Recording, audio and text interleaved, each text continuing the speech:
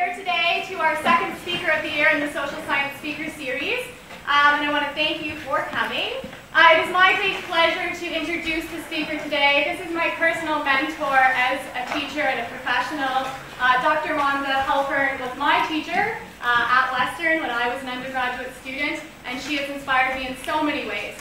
Dr. Halpern has written a book that has my favorite title of all time, and it's called On That Farm He Had a Wife, Ontario Farm Women and Feminism from 1900 to 1970.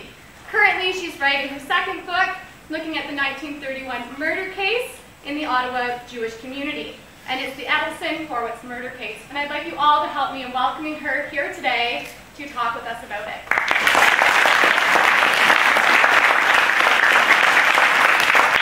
Thank you so much, and thank you, Jackie. Jackie was an amazing student, and I'm sure she's an amazing professor as well. Thank you so much for having me. I'm thrilled to be here, and I know I don't have a ton of time, so I'll try and get right to it.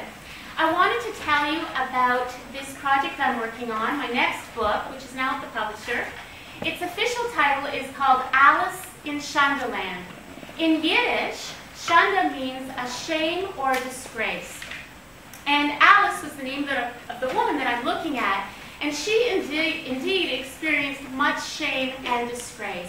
And basically what my book argues is that even though her husband actually killed somebody, she experienced much more scorn by the community and in the courtroom than her husband did.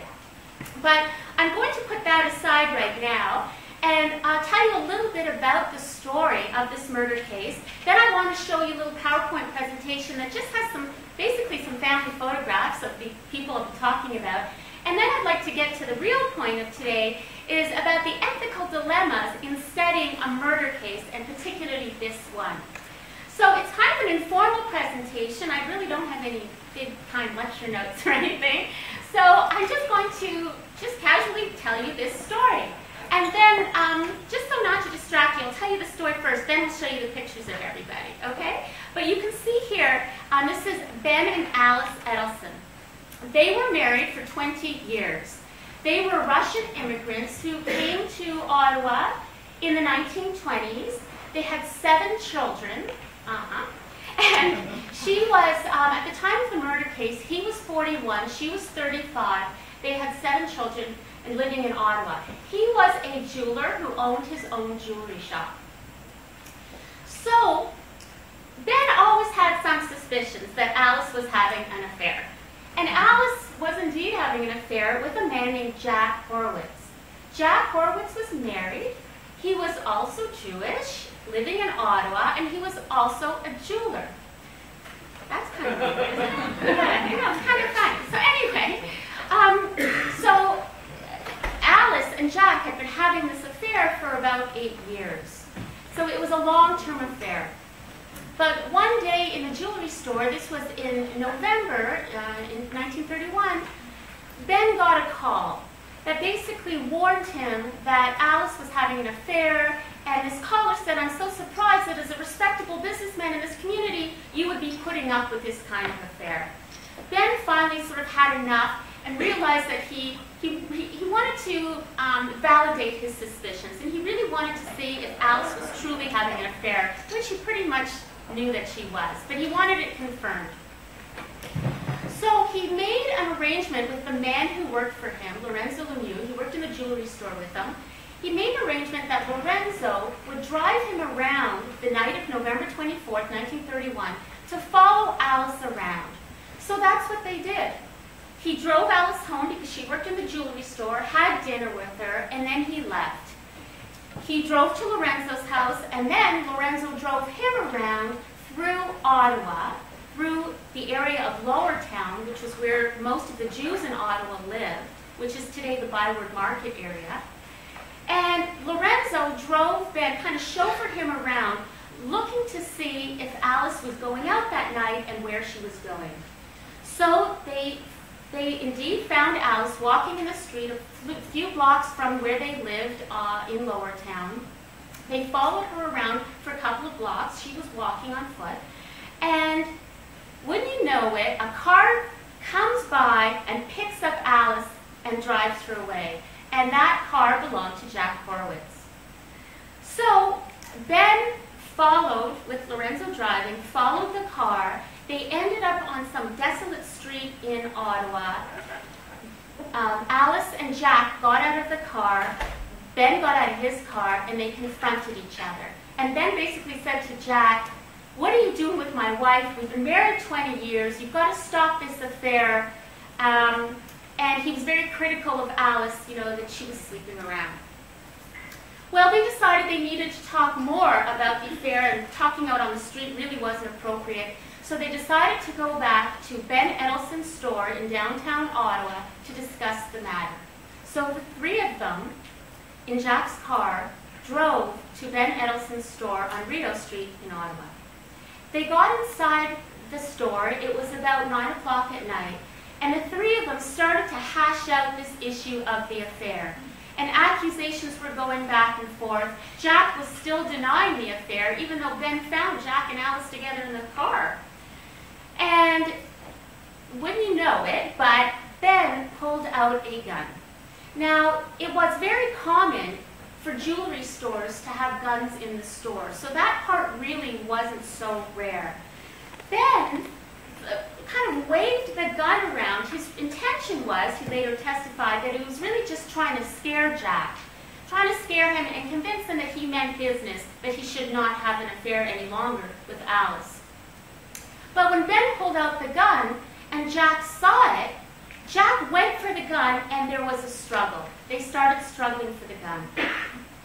And Ben had said to Jack, "If you continue to have an affair with my wife, I will come into your store one day and shoot you." And Jack retaliated by saying, "That's never going to happen, and I would shoot you before you would ever shoot me." Words of that effect. Anyway, they struggled for the gun, and the gun went off. The gun was loaded, and it went off. The first bullet went into a showcase in the wooden sort of wall of one of the jewelry showcases. And Alice screamed. She was hysterical. They continued to struggle for the gun. It went off a second time, and the second bullet hit Jack in the abdomen. Jack let go of the gun. He stumbled. He fell to the floor. Alice was trying to help him and aid him. Lorenzo Lemieux, who was in the pharmacy next door, heard the gunshots. He ran into the shop, went to call the doctor, and chaos ensued. And eventually what happened is about 10 minutes later, a doctor arrived, and then an ambulance came. Jack was taken to the hospital, but they couldn't perform surgery on him. The bullet was lodged too far into his abdomen. It had severed an artery, and at 1 o'clock in the morning, Jack died in hospital. And interestingly enough, after the shooting, when Jack and Alice drove in the ambulance to the hospital, the police never arrived. The police were never even called. Ben just kind of closed up the store, walked outside, waited for Lorenzo Lemieux to drive him back to the house so he could pick up his car from Lorenzo's place, and he drove himself home, and that was it. And he just waited at home to be arrested. And around 3 o'clock, 2 o'clock in the morning, the police knocked on his door. He was arrested. An hour later, Alice came home around 3 o'clock in the morning. She had been at the hospital, so she didn't even see her husband be taken off by police. She had some kind of a nervous breakdown. She didn't really emerge from the house for about a month afterwards, maybe once or twice just to go to the police station. And Ben was charged with first-degree murder. In fact, it was just murder. He was charged with the murder of Jack Horwitz. So there was no contesting the fact that he shot Jack, that the bullet came from Ben's gun. That was pretty much a given. What was at issue is, was it murder? In other words, was it premeditated, or did Jack have the intention to shoot, did Ben have the intention to shoot Jack? What Ben's lawyer argued is that it was an accident. That yes, he killed Jack, but it wasn't murder. It was an accident. It was an accident, pure and simple. And guess what? Ben Edelson was acquitted. He was acquitted of the murder charges. He only served jail time for as long as he was waiting to go to trial. So he was in jail from November, from when the killing happened. I can't call it a murder. From when the killing happened. He was in jail from November 25th, the morning of November 25th, to January 16th, January 17th, when the trial ended. He served no jail time after that. I argue in my book, I believe the jury acquitted Ben, not because they thought that it was an accident. I believe that they acquitted Ben because they felt that he was defending his manly honor and that he had basically had the right to kill Jack, who was threatening his family life and threatening his home. And so I really do believe that, this is a theory that I'm putting forth, that the jury thought Ben was guilty of murder, but acquitted him anyway, that he literally did get away with murder. But when you ask people in the community, they have other opinions in the Ottawa community. Anyway, that is the story, in a nutshell, of the actual murder case. There was a 3-day trial in January. Alice did not testify, even though, other than Ben, she was the only witness, because wives were not to testify against their husbands, so she never testified in the trial. It was basically Ben. Ben, who was on trial, was the prime witness, and obviously defended himself. He did take the stand, and he did defend himself, and as I said, he was acquitted. So during the question and answer period, you can, if you want more details about the actual case, please feel free to ask me. But right now, what I'd like to do is just show you some pictures so you have a mental image of who all these people are. It's been about 6 months after the case. And you can see, even though their marriage had many trials and tribulations, an affair, them serving jail time, a coroner's inquest, a trial, they did stay together. They stayed together for the next 40 years and raised their 7 children together. So this is about 6 months after the trial. They're on vacation in Quebec. This is a picture of them very young during their courtship period. They both immigrated from Eastern Europe and landed in New York. So this was their courtship. They didn't know each other, but they met in New York City. And they both lived in the Manhattan Lower East Side area, where many Jews lived in the early 20th century. And Alice was known to be very, very beautiful, and movie star beautiful, which is one of the things that was really held against her in some ways during the trial. She really was seen as sort of too beautiful for her own good, and too flirtatious and too sexual for her own good. That image of her really worked against her. I had the good fortune of being in touch with an Edelson family member who was an absolute pack rat and who kept all of Ben and Alice's private papers. And I came across, thanks to her, some of the love letters that Ben wrote Alice in their courtship years. He was absolutely infatuated with her. And this is a sample of one of the letters that he wrote her. You'll notice that the postcard has a big A on the front for Alice. They lived in the same area in New York, but they still wrote letters back and forth to each other several times a week. During their early years of their marriage, you can see that they are a very handsome couple. And then the children started to come, one after another. And you have to remember, I neglected to mention this, but Alice was only 16 years old when she married Ben. Ben was 6 years older than her, so she was 16. She was 16. Actually, she was almost 16, but everyone likes to say 16. She was almost 16 when they got married, and she started having children just a couple of years after they were married. So that's another thing that kind of worked against her in the trial. She was very youthful. She was very beautiful. She had 7 children, but she was only 35 years old. This is Jack Horwitz is pictured in the middle of the back row. I think he's actually superimposed in this picture. I really don't think he's actually standing there. His head looks a little bigger than everybody else. And this is a close-up picture of him. The book analyzes the case in terms of gender, ethnicity, and class. So I talk a lot about the Jewish background of the cast of characters. And I talk a lot about, of course, how the trial played out in terms of gender, ethnicity, and class. The fact that Ben Edelson was middle class, I think, really helped them in terms of the acquittal. That's a picture of what Jack looked like, in the years preceding his death in the late 1920s. That's Jack's wife, Yetta, who knew about the affair and he was very determined to try and end it, but realized that she just had no power to end the affair, that Jack was so infatuated with Alice. Yetta was just left not being able to assert any power at all in ending the affair. Jack and Yetta had one daughter together, a 5-year-old girl. That is Jack and Yetta on their wedding day. Now, if you figure out the years, you realize that Jack and Alice's affair actually started before he married Yetta. And the way some people tell it is that Alice, who was already married to Ben, said to Jack, "We can't be together. You should settle down, marry Yetta, and move on." Of course, he did marry Yetta, but he couldn't quite move on.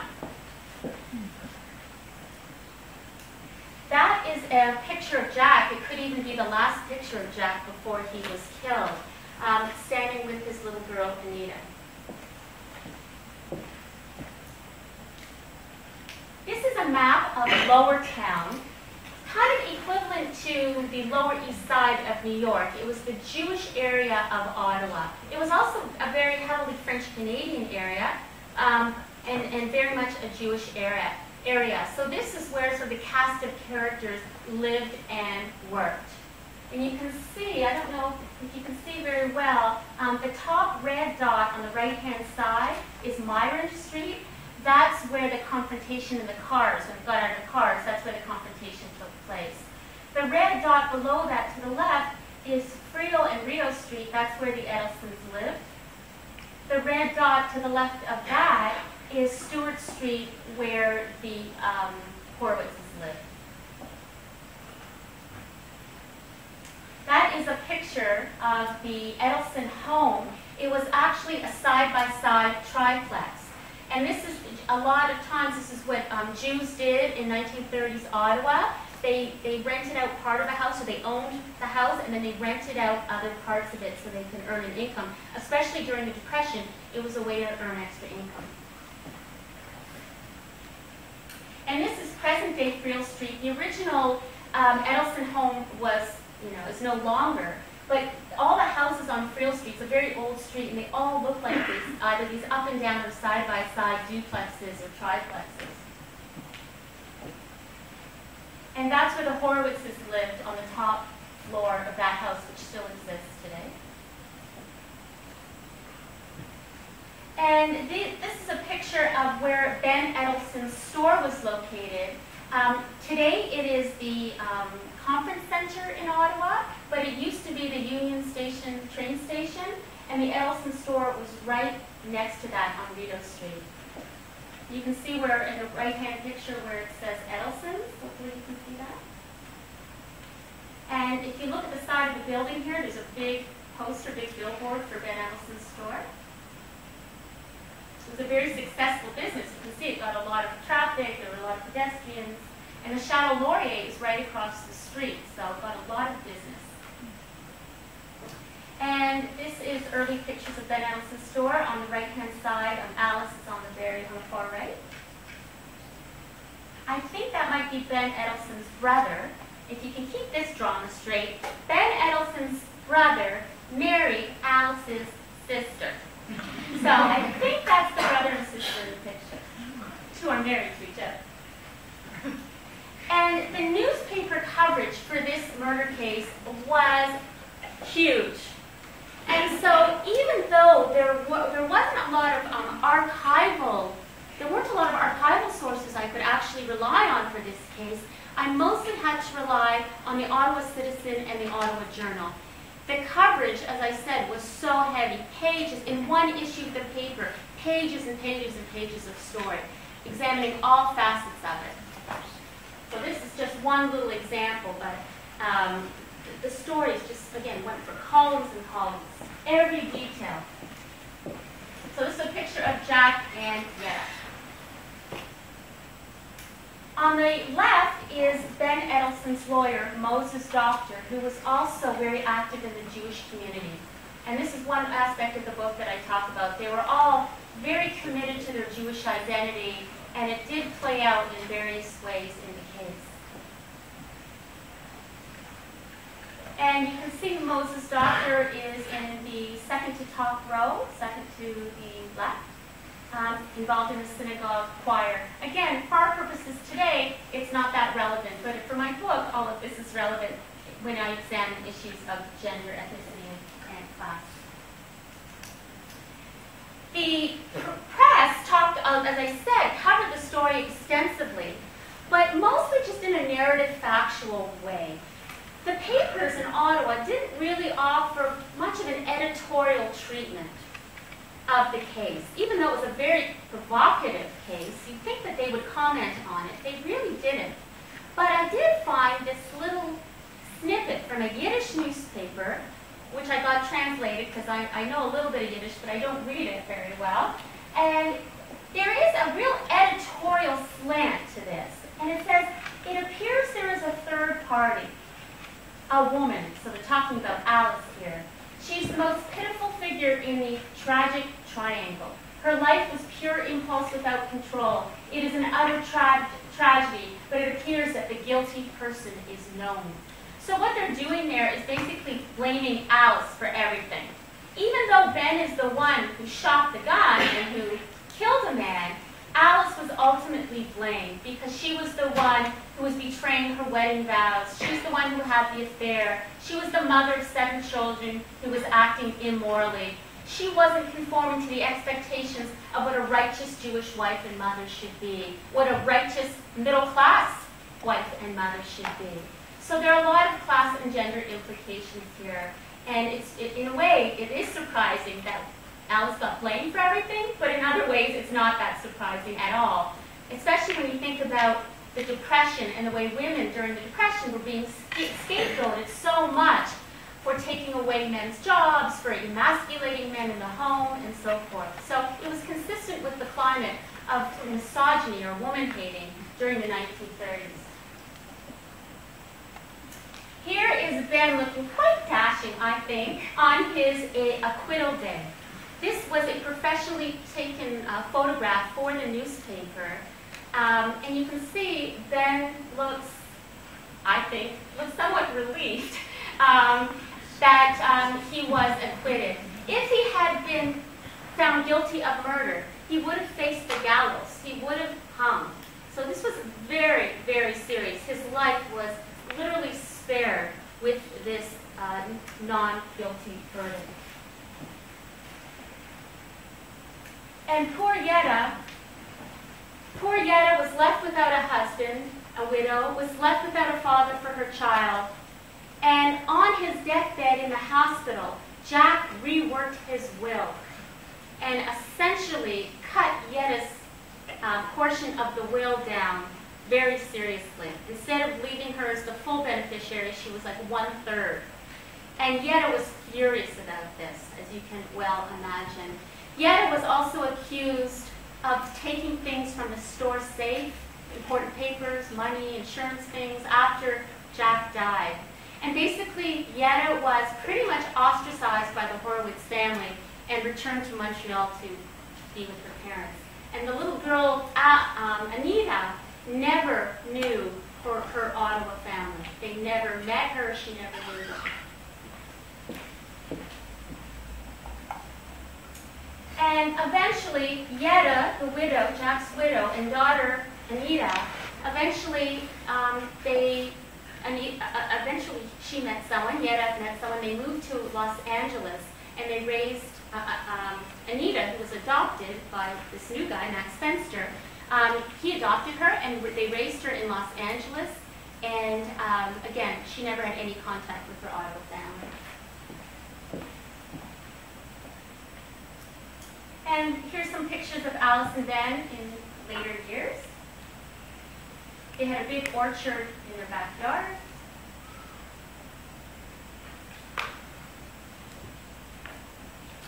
Alice worked very hard for Jewish volunteer organizations, especially the organization Hadassah, which raised money for women and children in Israel. And so here she is working on behalf of Hadassah and other women's organizations. In the picture on the left, she's on the very right. And in the picture on the right, she's on the very left.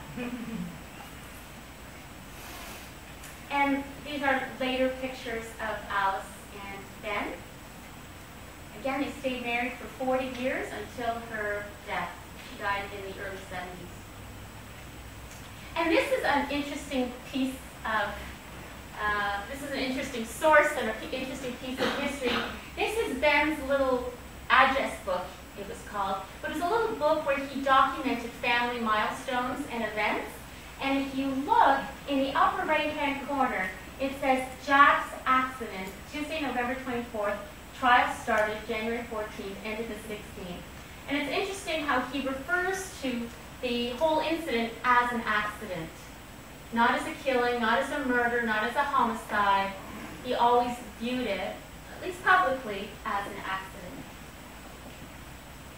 And in the old Ottawa Jewish cemetery, you can go there, if ever you're interested, and the whole cast of characters can be visited in this cemetery. And they're buried just within, meters of each other. And so this is, on the left is Jack Horwitz's tombstone. And you can see what it says on the tombstone. It basically refers to him as being taken too soon, that he was too young. And I find it so interesting that it refers to him as a brother, but it doesn't refer to him as a husband and father. It's almost like that aspect of his life just didn't exist after the killing. And on the right are Ben and Alice's tombstones. Interesting, her tombstone refers to her as a beloved wife, which, again, the story of her affair and the betrayal and the murder is sort of ironic. Okay, so that's basically the story, and you've got some visual images of the cast of characters. So look at the time. Pretty challenging in terms of sources and all the technical, logistical stuff, but for me it's also proved very ethically challenging as well. The whole question about whether to research a case like this, and some people have asked me, because I've interviewed a lot of family members, some people have asked me, why are you researching this? First of all it's going to do is bring embarrassment to the family. This was a horrendous event in two families' lives. And they wonder why the need to bring it up? Why the need to sort of bring out old wounds like this? Some of the family members even requested that I write the book as fiction. And I said, I'm not a novelist, I'm a historian, so I can't really write it as fiction. Some other family members asked that I change the names of everybody if I'm going to write it as a history. But the thing is, the whole case is a matter of public record. It's in the newspapers. All you have to do is go look at the newspapers. You'll see all the names everywhere. So I didn't really think there was much of a point to doing that. One of the family members also kind of threatened to take legal action against me if I published the book. She wanted to see if she could stop the book from publication. So it is kind of a dicey issue. Some of the 7 children are still alive. The younger, how many children are still alive? I think, I'm trying to remember, 2. 2 of the children out of the 7 are still alive. And so it's a kind of a touchy issue. They're in their 80s and approaching their 90s. But they're very much aware that this book is being published. And it's kind of a dicey issue. But I'm talking about their family. And you have to think to yourselves, how would you feel if you had some kind of family secret or family scandal and somebody came to you and said that they wanted to write a book about it? It's even though this happened over 70 years ago, for them it's like it happened yesterday. And it's really, it's really kind of picking at old wounds, which they certainly don't want me to do. And so I've really had a tough time wondering, what are my motivations for writing this book? I have to ask myself, is it just, a scandalous, sensationalistic story that I think will sell books? Or does it say something important about other things? I'm not a journalist, I'm a historian. So for me, the story does say important things, as I said, about ethnicity, about gender, about class, and that's what I'm trying to bring out in the book. Just using the murder case as a tool to talk about those other things. But for some people, maybe it's just an excuse to talk about the case. It's also not a legacy that they want to leave grandchildren and great-grandchildren. That's not how they want Ben and Alice remembered, which of course is understandable. Another interesting issue about this case are this is probably the source point of it all, are the legitimacy issues, or more precisely, illegitimacy issues. There were rumors circulating right from the start that some of these 7 Edelson children might not be Edelson children at all, and that some of them might be, at least one of them, might be Horwitz children. And that, of course, is a very, very touchy issue, especially for those who are still living, about whether they are truly Edelsons or Horwitzes. And should it even matter? But apparently it mattered to the community because they gossiped about this particular issue quite a lot. Now, I can't, take saliva samples or pluck hair out of people's heads and conduct DNA tests. So I probably will never know if their children, the surviving children, are Edelsons or Horwitzes. And maybe nobody even really needs to know that. But it just adds to the sensitive nature of exploring this. Frankly, in my opinion, the chances of one of these 7 children, at least one of these 7 children, being Horwitzes is very good. Because if you know anything about birth control at all in the 1920s, you know that most of it was not very effective at all. And the chances are that at least one of the children, at least one of them is a Horwitz. It also brings out interesting inheritance issues. I mentioned the legitimacy question to one person who actually said to me, oh, does that mean they're entitled to the Horwitz fortune? Well, there is no Horwitz fortune. But it's interesting how some people's minds think. They immediately went to inheritance. A third issue, and one which has come up a lot in my interviews with members of the community, and most of the people I interviewed were in their 80s, was the issue of anti-Semitism. The community, the Jewish community, has been very, very reluctant to talk about this case. They certainly whispered about it behind closed doors. There's no doubt about that. But they didn't like to talk about it publicly, which really helps explain why when you go to the Jewish archives in Ottawa, because there is a specific Jewish archive in Ottawa, there is nothing about this case. Like virtually nothing. And there's never been a book written by either a scholar or a journalist or by a popular historian about the case. And now I realize why. And that's because the community was very reluctant to talk about it. Many community members just pretended like the whole thing didn't exist. And one of the things that motivated them was anti-Semitism. In the 1930s, anti-Semitism in Ottawa was rampant. In fact, one of the most pronounced cases of anti-Semitism in Ottawa was a police detective, actually on the police force, who espoused all of this anti-Semitism, published this anti-Semitic literature, and was launching a campaign to try and drive the Jews out of Ottawa, especially Jewish business owners, drive them out of Ottawa. So anti-Semitism was alive and well in Ottawa, as well as Toronto and Montreal and all the other urban centers, not to mention rural areas in Canada. And so the Jewish community was very conscious of the fact that this case was a great excuse for anti-Semitism, right? It was about a guy who shot somebody. It was about violence. It was about greed. It was about betrayal, about adultery. That it made Jewish people look bad, that it fulfilled all the stereotypes of how people saw Jewish people as underhanded, as sly. And so many people were reluctant to talk about the case for reasons of anti-Semitism. Also, the community in the 1920s and 30s and 40s was a very ambitious community.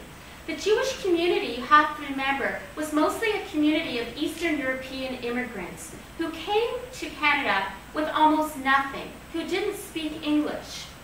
And in a very short period of time, within one generation, they were able to become very successful and educated, business owners, professionals. And they were very protective of that status. And they didn't want a story like the Edelson Horwitz case to compromise their status, that sort of esteemed status of being sort of middle class and respectable. And finally, I think another reason why the case was covered up for so many years is that the case really contravened Jewish values. Jewish people tend to think of themselves, and indeed are regarded by many, as particularly ethical and law-abiding. And this case flies in the face of that, which again, in the context of anti-Semitism, makes Jews look bad. And so in the interviews I conducted, many of the community members would say to me, this isn't typical of the Jewish community. This isn't how most of us obeyed the law. This isn't typical of what happened in the Jewish community. Don't blow it up into something that it's not, right? There was a lot of talk like that. So when I started working on this case then, it was like pulling teeth to try to get anybody to talk to me about it, even though it happened over 70 years ago. And family members in particular were very hesitant to talk to me, and some made appointments to talk with me, and then they canceled their appointments. Others, I couldn't stop them from talking. They talked to me for 2 or 3 hours. Some proved hesitant at the beginning, and then through my charm and charisma, I was able to sort of pull some information out of them, and they actually became very candid and open with me. So it's been a real journey exploring this case, and I hopefully you'll end up reading the book when it comes out, hopefully within the year. But I hope that this talk will maybe make you think twice the next time you do research, even for your own essays in class, about all of the decisions you make when you write a paper. All of these sort of editorial and ethical decisions you make, you might not even realize you're making them because you're not articulating them or talking about them with somebody else. But when you write a paper, you're making all kinds of decisions about what to include and what to exclude. And those decisions are very significant. What you decide to exclude from a paper is just as important as what you decide to include in a paper. So it's not just a historian writing a book who faces these kinds of ethical decisions. All of us as students face these decisions at one point or another. So thank you very much for your attention, and I'm happy to take any questions you have. Where was the other 2/3 of Jack's money allocated? Good question. I had the same one. So the question was about the will. Where were the other 2/3? Well, of course, Yetta thought all the money was going to her. And then when Jack was on his deathbed in the hospital, he called in his friend Sam Berger, who was a lawyer, and got him to rewrite the will on his deathbed. So the way the will worked out was 1/3 to Yetta, 1/3 to their daughter Anita, and 1/3 to Jack's brother Charles.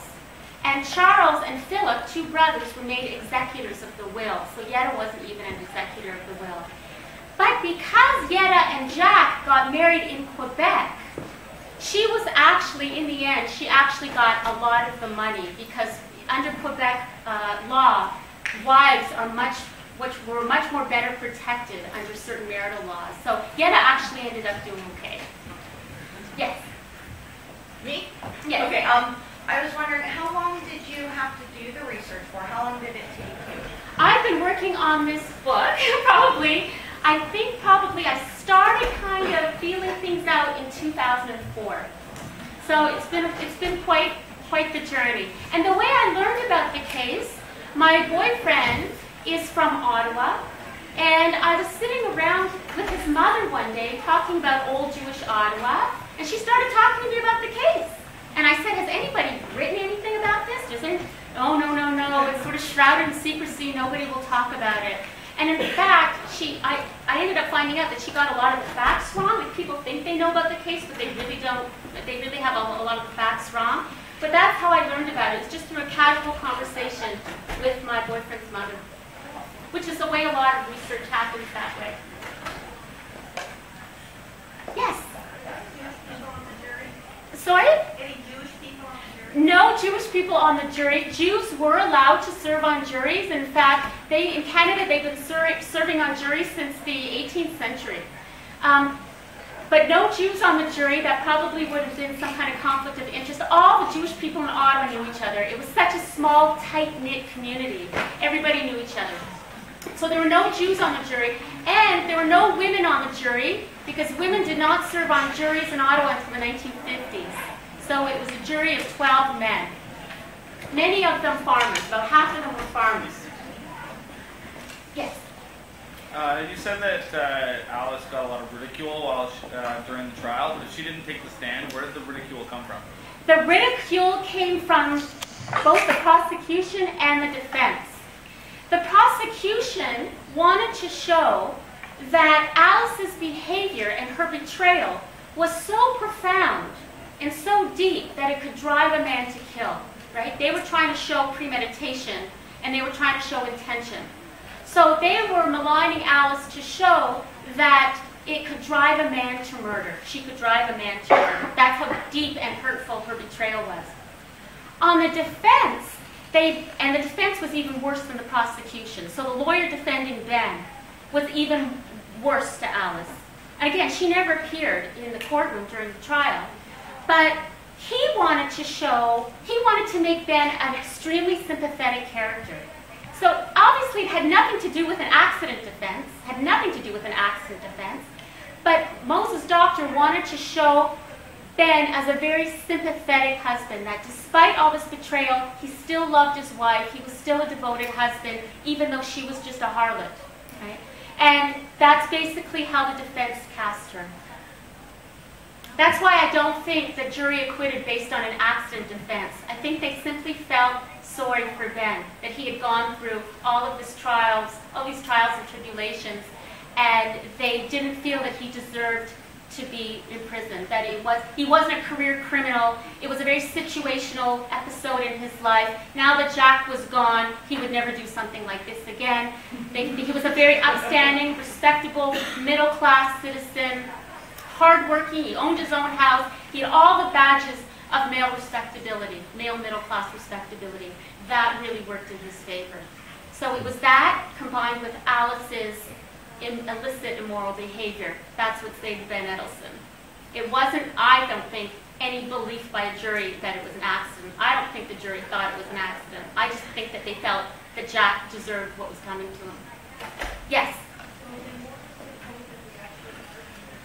I'm sorry, what was the point of? Well, the defense had to argue that it was an accident because that was the only way the jury could acquit. The jury could not acquit because they felt sorry for him. At least that couldn't be the official reason. So there was no sort of legal defense that allowed a man to go free because the other man deserved to be killed. But unofficially, the jury behind closed doors could certainly come to that conclusion. So presumably, the accident defense was the defense that acquitted him, but I just don't think that that's what the jury was talking about behind closed doors. Yes? You said that they stayed together for 40 years afterwards? Yes. Was there any inkling that maybe she stayed with them out of fear? You know, I interviewed two of the daughters, and they both of them died in the last couple of years. They don't think the question of why she stayed with him never came up. The question always was, why did he stay with her, right?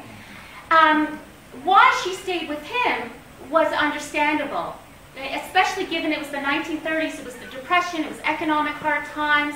She was trained as a milliner, which is a hat maker, but there's no way as a mother of 7 children she could have made a living at that. So she likely stayed with him for economic reasons because they had this family together. The question always was, why did he stay with her? And I think he loved her. I think he was madly in love with her. Some some people who are a little less romantic about it do say that they had 7 children together who he could have not raised on his own. And so it was very pragmatic for both of them, really, to stay together. Yes? Do you think this case could be a foundation for acquittals based on crime of passion? That's a very, very good question. There has been a lot of work done on this issue of crimes of passion in this way. The community, the Jewish community, tends to think that this was a crime of passion. They don't think that it was intentional. They don't think it was premeditated. They think that Ben just lost control and he had a moment of madness, right? That he just lost control and shot Jack. I do think that this is such an interesting case because Ben got acquitted. I think it would be less interesting if he had been found guilty of murder. So I think it is a fascinating case that way. And it's surprising that it hasn't been looked at more, I think. Yes? Did they find he had the gun with him while he was driving around before they had it? He did not have the gun with him while driving around. And one of the cases that the defense made was if he had really wanted to kill Jack, he could have done it on the back alley street where they got out of their cars and had this confrontation. So the defense showed that he didn't have the intention to kill Jack, otherwise he would have carried a gun on him. The gun just was at the store because it was a jewelry shop, and he waved it just to scare him. That was the defense. Yes? Did anyone ever get Alice's true side of the story, what actually happened? Ben and Alice never talked about this case. And in fact, some of the children didn't even know about it until they were adults. Like the younger children who wouldn't have remembered when it actually happened. They were told about it until they were in their 30s, 20s and 30s. A lot of the people I talked to, family members I talked to, had never heard of the case until I asked them about it. They knew that there was some family tragedy, but that's about all they knew. So Ben and Alice never really talked about it. It's like they made a concerted effort, just like the community did, just to sweep it out of the carpet, under the carpet, and move on. On behalf of the Faculty of Social Science and the School of Language and Liberal Studies and the Social Science Speaker Series, I'd like to thank you all for coming. And I'd like to especially thank Dr. Halpern for coming to Fanshawe to speak with us today.